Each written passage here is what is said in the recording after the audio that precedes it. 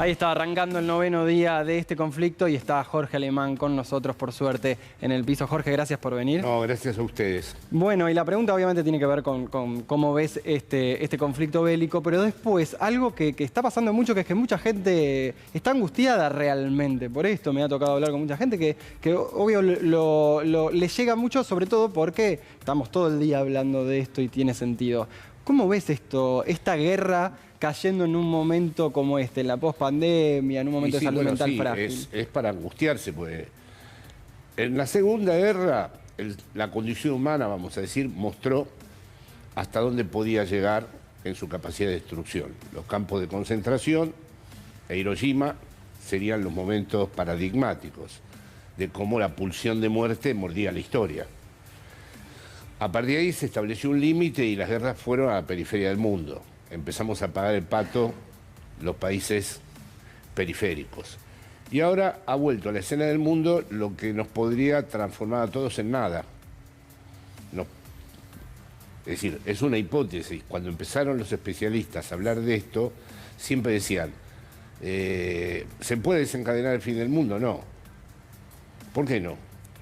Y bueno, no es posible, no va a suceder que ocurra el fin del mundo. Pero entonces queda un gran saldo de angustia. ¿Y por qué nos pasa con esta guerra y no con todos los conflictos bélicos que tuvimos en el siglo XXI? Bueno, en el caso mío he tenido el dolor de varias personas que respeto y quiero polemizar mucho con ellas, porque estamos acostumbrados a cuestionar al enemigo, a Estados Unidos, a la OTAN, a Europa, y en este caso, para muchos compañeros y compañeras, resulta ser que Putin es una suerte de gran llave para destruir o poner en crisis el dominio mundial de Estados Unidos y de la OTAN. Yo no lo considero así. Yo creo que esto va a reforzar la OTAN, que va a extender más sus límites, que va a resucitar a Estados Unidos y que verdaderamente las víctimas están en la población civil de Rusia y en la de Ucrania. Sí, población civil que hoy llegó a 1.300.000 personas exiliadas. Claro, es una tragedia. Hay niños que ya están pariendo en lugares en donde hay que asistirlos de las maneras más precarias. Y después hay otra cosa que quiero decir, y pido disculpas de entrada a todos mis compañeros y compañeras de la izquierda o del Proyecto Nacional y Popular con respecto a la figura de Putin. Yo no considero que sea algo apartable que Putin persiga a los homosexuales, al LGTBI, que conste que yo tuve el honor de ser traducido al ruso y he ido a Moscú y he sido traducido por la izquierda, que es un grupo marginal. Marginal en Rusia, y claro. afuera de todo. Entonces, que ese líder que ha puesto a la ortodoxia católica y a filósofos fascistas en la cima intelectual rusa, haya quitado la ley de violencia de género, persiga a los homosexuales, persiga al LGTBI. He tenido compañeras y compañeros que me cuentan que no pueden escribir en Facebook nada porque son controlados. Bueno, todo eso mis compañeros y compañeras me dicen, bueno, no tiene nada que ver. Aquí es un asunto geopolítico, se trata del imperio, Estados Unidos, las matanzas y los asesinatos los hizo Estados Unidos, los programas salen con la desnazificación. No, a ver, el despotismo interno de Putin exige una expansión imperial y a la vez la expansión imperial de Putin exige su despotismo. Y no me parece interesante, no creo que sea menor que el tipo tenga esa manera de pensar, porque si hemos amado a las revoluciones del siglo XX, tenemos que admitir que un punto de catástrofe de todas esas revoluciones fue haber hecho lo que se hizo con la homosexualidad, con las elecciones de género distintas. Entonces no se puede ahora relativizar eso en el caso de Putin, que es un tipo que a la vez, y perdón, auspicia a todos los grupos de ultraderecha en Europa. Jorge, te invito a hacer un juego que por ahí es complejo, pero es meterte en la cabeza de Putin. Viste que se está diciendo que tiene algunos problemas psiquiátricos, pospandémicos.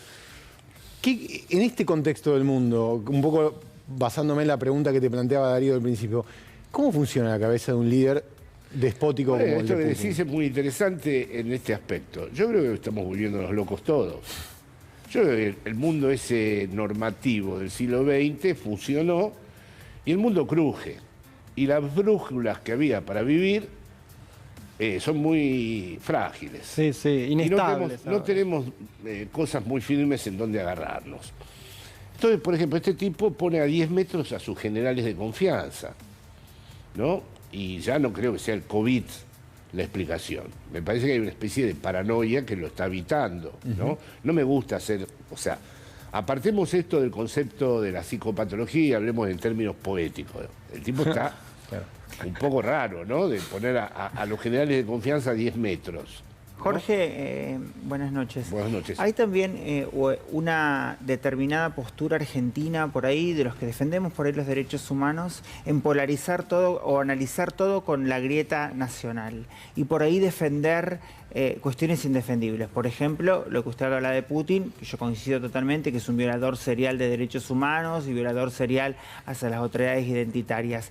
¿Cómo se entiende que gente del campo nacional y popular o de la izquierda defienda la actitud de un violador serial de derechos humanos como Putin? Bueno, eso es lo que me dolió profundamente, hasta tal punto de mi hija, que es una feminista en España, y que se me escribió, me dijo, papá, ¿qué pasa? Porque yo siempre tiendo a dar las versiones más gloriosas nuestras. Entonces, yo le decía a todos los que me atacaban, pero nosotros como latinoamericanos y como argentinos tenemos que aspirar a más. Hemos hecho cosas muy importantes aquí, que costaron mucho. Entonces, ¿cómo vamos a conformarnos ahora con un señor que sacó la violencia de género? Que vos podés matar a una mujer y no ocurre nada. O que no puede convocarse una marcha mínima de las agrupaciones homosexuales porque corre serio peligro. Sí, saliendo de Vladimir Putin, lo que llama la atención es el tratamiento que tiene también este conflicto y al menos lo que llama a buena parte de Occidente a dramatizar la cuestión casi racista, le decimos, ¿no, Ani? Sí, exacto. Y hoy, concretamente, la Organización Internacional para la Inmigración denunció esto. Denunció que están existiendo actitudes racistas tanto en las personas que quieren salir de Ucrania, como también en los medios y en muchos líderes europeos. Para arrancar con este tema, vamos a leer concretamente lo que dijo hoy la Organización Internacional para la Migración, que está preocupada. Ahí va. La organización denuncia la discriminación en frontera, que personas dehuyen del conflicto de Ucrania. El director general, Antonio Vittorini, ha señalado que cualquier sesgo por razones de etnia, nacionalidad, raza o estatus es inaceptable, por lo que ha pedido a los países fronterizos con Ucrania que investiguen cualquier posible abuso. Este abuso no solo se está dando y sucediendo en la frontera con otros países, en el caso de, por ejemplo, gente de África, gente de Asia, o por ejemplo también chicos que han ido a estudiar de países como Portugal, que son concretamente los que están haciendo la denuncia, no solo para salir, sino que también cuando llegan son discriminados. Esa es la denuncia concretamente que está validando hoy la Organización Internacional para la Inmigración. Tenemos un pequeño videíto de un diputado español que hace una interesante reflexión sobre lo que tiene que ver con migrantes de primera y migrantes de segunda. ¿Por qué tras tantas migraciones y tanta miseria y tras tantas guerras, por qué ahora se acoge a tantos refugiados de forma ilimitada? ¿Qué diferencia hay entre un muerto en el Mediterráneo y un muerto en las calles de Kiev? La respuesta es extremadamente cruel, porque ahora son rubios y con los ojos azules.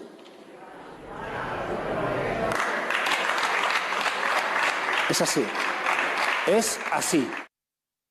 Y el rufián de Esquerra Republicana y tiene toda la razón, Europa. El Mediterráneo es un cementerio y evidentemente estos refugiados son rubios y de ojos claros, mientras que llevamos años que Europa se ha transformado en una especie de fortaleza. Sí, sin ir más lejos, en las últimas 24 horas, 1.200 personas intentaron cruzar lo que es la frontera entre Marruecos y España, que de hecho también ahora la organización, la ONU está denunciando las violencia a los derechos humanos. O sea, digo, sí, también total. Suceden esas violaciones en otras partes del mundo y no hay repudio unificado. Ese es el asunto, ¿no? Pero lo que yo no veo es decir, mirá que ya está pasando eso, entonces por lo tanto yo legitimo esto otro. No, está mal. El desastre que se va a producir y que los próximos meses lo vamos a ver en una dimensión todavía mucho más horrible, y está también muy mal, por eso yo no pertenezco a una generación donde el pacifismo estaba mal visto. Pero si pudiera inventar algo ahora para la izquierda, para pensar de nuevo otra izquierda, pensaría en cosas que frenen la violencia.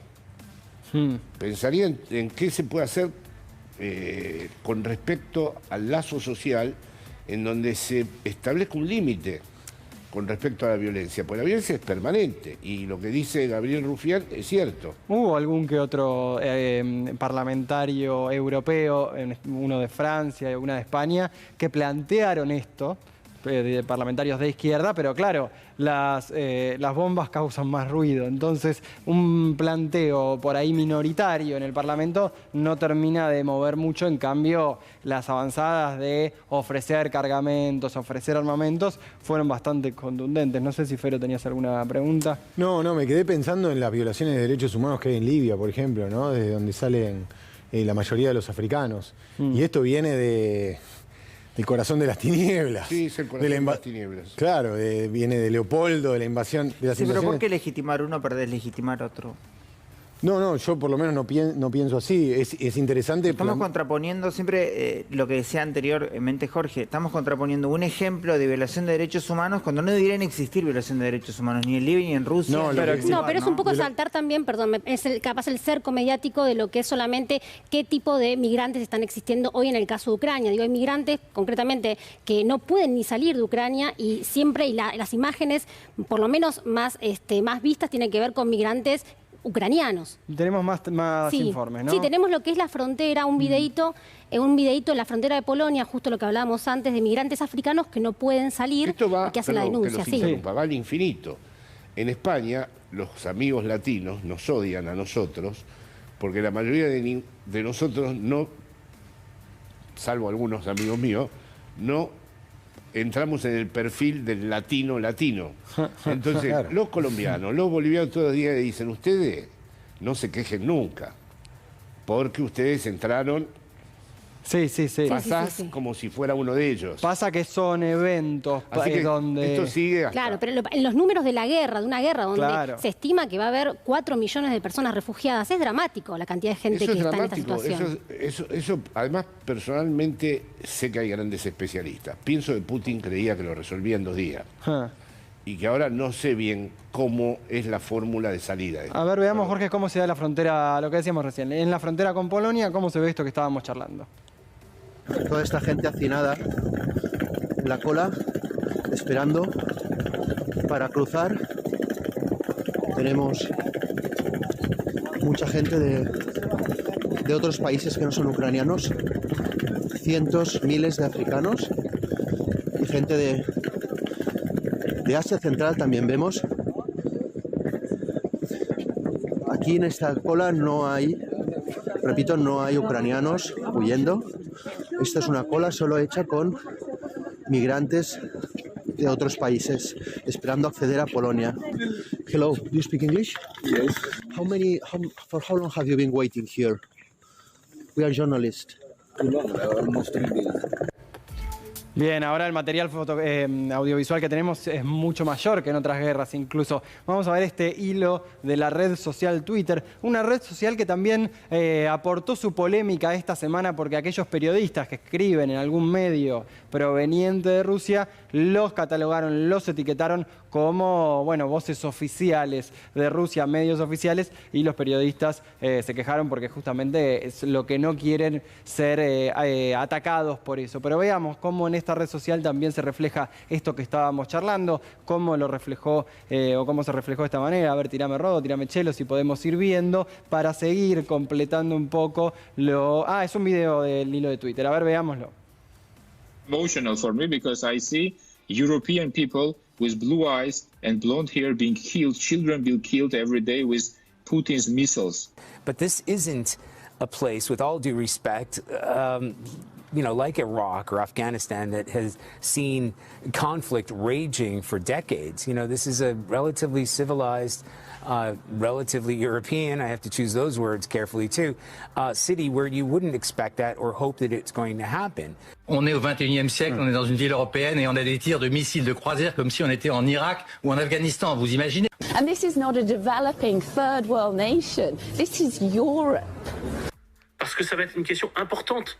Et on parle pas là de Syriens qui fuient, on parle d'Européens qui partent à leurs voitures qui ressemblent à nos voitures. En la frontera se han quedado muchísimos niños, más de 400 niños a las 3 de la madrugada cuando estamos pasando como un pequeño rebaño, pero no de niños que estamos acostumbrados a ver sufrir en televisión, sino rubios con los ojos azules. Bien, esto es lo que se recopiló en un hilo de Twitter, por eso lo mencionaba. Jorge, quiero charlar de salud mental también, pero bueno, acá se veía un poco lo que mencionaba antes Anabela.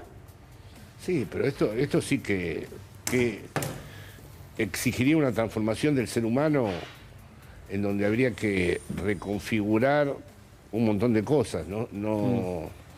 No sé cómo habría que empezar para abordar esto. Te iba a decir, pero son periodistas, no porque no sean seres humanos. Y algunos políticos también había. Y había políticos, sino porque aunque sea cierta diplomacia, no se caretea, como se dice. Que para mí están hablando con el inconsciente.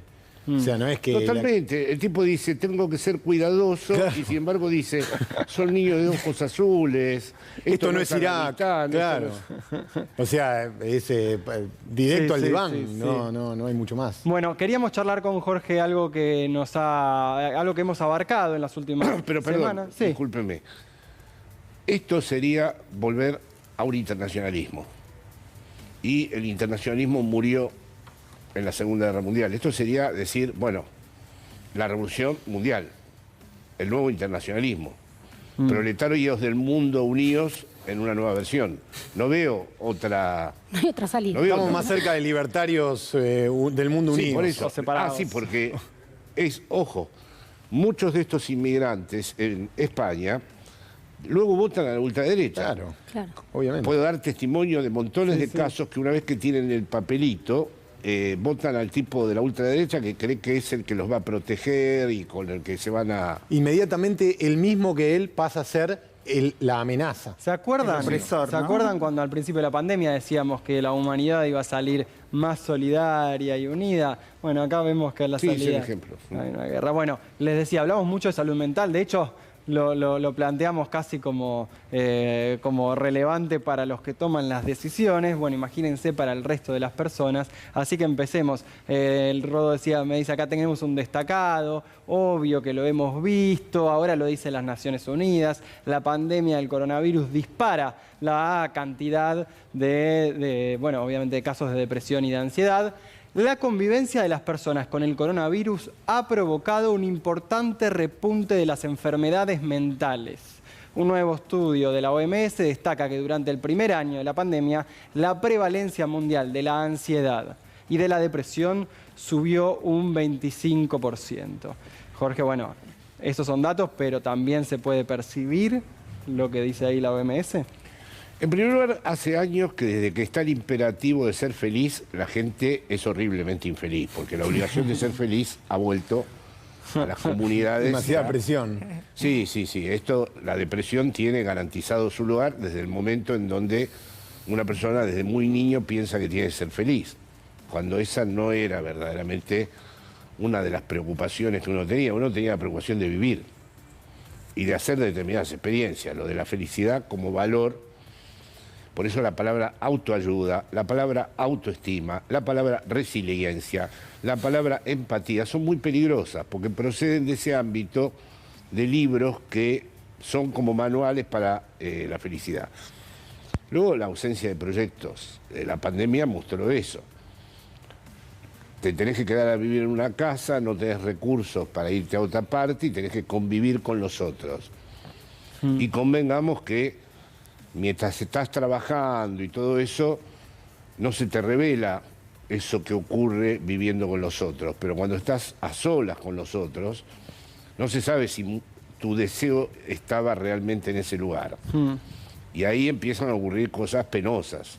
Jorge, otra de las consecuencias que trajo la pandemia obviamente es la violencia. ¿Qué pasa con el ser humano? ¿Qué respuesta da la ciencia al goce, al sometimiento del otro? Digo por los hechos de violencia que ocurrieron en los últimos tiempos, las violaciones que ocurrieron en los últimos días y demás. Bueno, ahí voy a decir, si me permitís, una cosa que aprecio como una paradoja. Yo formo parte de la generación de los machirulos, ¿no? Sí. Cultivado en el mundo machista, patriarcal y qué sé yo. Sin embargo, en mi generación hubiera sido muy difícil que un grupo de jóvenes de mi entorno hubieran tenido la ocurrencia que tuvieron estos muchachos el otro día. A pesar de toda la cosa patriarcal, machista, yo creo que está sucediendo un fenómeno que lo converso mucho con las compañeras feministas allá, que es de desvirilización de los hombres. Los hombres sienten terror por el deseo femenino. Y uno de los ejemplos y paradigmas del terror por el deseo femenino es lo que hicieron el otro día. Duermen a una mujer. ¿Cuál es la gracia que tiene para esos muchachos establecer relaciones sexuales con una joven dormida? En un ritual que su verdadera clave es lo que pasa entre ellos. Sí, sí, totalmente. Entonces, a mí me parece que hay... ¿Pero no hay determinado goce al sometimiento también?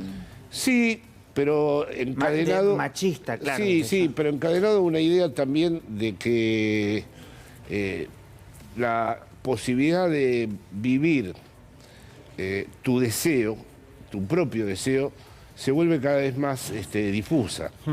Se está volviendo muy difusa. Primero porque hay un conjunto de obligaciones de éxito, de triunfo, que empiezan muy temprano, donde hay que subir y subir y subir y maximizarte, tener valor. Es decir, finalmente han logrado que cada uno sea una mercancía, porque uno tiene que tener un valor de cambio para vivir en esta época, ¿no? Si no te llama nadie, no te nombra nadie, y no tenés realmente recursos, se pone muy difícil. Les recomiendo, porque el tema de salud mental tiene muchas consultas, que nosotros en c5n.com, en este portal del canal, tenemos algunos de estos, de estos temas reflejados en cómo se están consultando y cómo se están avanzando. Les recomiendo un segmento, miremos un minutito nada más de lo que hace Contexto Sí, un grupo de psicólogas para c5n.com. Hubiera sido mejor no hablarle. Seguro quedé re mal. Me debe odiar por lo que le dije. ¿Alguna vez te encontraste con estas largas cadenas de pensamientos intrusivos e invasivos que se repiten de forma cíclica y negativa? Hoy, desde Contexto Psi, queremos hablarte de estas formas de responder a ciertas situaciones que nos dejaron maquinando y que se conocen como rumiaciones de pensamiento. Se caracterizan por la tendencia a centrarse en lo malo o lo que salió mal en una discusión, en una situación vergonzosa, en una ruptura amorosa o en un error cometido. Estos pensamientos rumiativos intentan analizar al detalle cada situación de forma obsesiva, lo que genera un gran desgaste mental y una cadena interminable de pensamientos negativos que terminan fomentando el estrés, la ansiedad y que generalmente no nos llevan a ninguna solución. Si bien todos tenemos cierta cuota de rumiación, el problema aparece cuando esta se vuelve repetitiva y ante cualquier malestar emocional se vuelve dificultoso salirse de este ciclo de pensamientos negativos y de autocrítica. Esto suele afectar la capacidad para resolver problemas e incrementa la posibilidad de sufrir síntomas de depresión y de ansiedad. Esto es así porque dificulta que le podamos prestar atención a... Bien, Jorge, la última, y gracias por el rato. Hablamos tanto de la macro, de la guerra y demás. ¿Cómo ven lo que está pasando hoy en la Argentina? Hablar del FMI, hablar de las deudas que tiene la Argentina, ¿cómo nos afecta en un momento así? Yo creo que Argentina es un país que tiene una gran pasión por interrogarse a sí mismo. Y esa es una gran virtud que hay aquí, ¿no? De que uno siente que todo el tiempo algo está atravesándonos a todos, ¿no? Y creo que está jugando un momento de su destino importantísimo.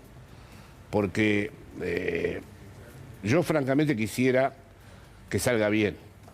O sea, yo discuto con mis amigos si había que aceptar o no el pago al fondo, yo lo que quiero, así como con la guerra, mi deseo es no más guerra, darle una oportunidad a la paz, no quiero que muera más gente. Yo quisiera que salieran bien las cosas. No vi que hubiera una articulación popular lo suficientemente fuerte para soportar el default. Es decir, para el default era necesario millones de personas en la calle, armando una política, un proyecto alternativo al Fondo Monetario Internacional. Yo no hubiera estado en contra del default. Lo que no vi es la construcción política para esa posición. Esa posición hubiera exigido un estoicismo además enorme. ¿Y faltan liderazgos para eso? Sí, pero vamos a aclarar rápidamente que esos liderazgos no están más en el mundo. Mismo ahora la Merkel, te aseguro, con Putin, por ahí le frenaba los pies. Claro. Y no fue nunca mi predilección, pero sé que la Merkel se entendía con Putin. O sea que estamos en un apagón de los liderazgos mundiales, también es un problema de la estructura, no hay grandes hombres tampoco. Jorge, muchas gracias por habernos a ustedes. acompañado en este programa. Gracias, de verdad. Antes de llegar al final, tenemos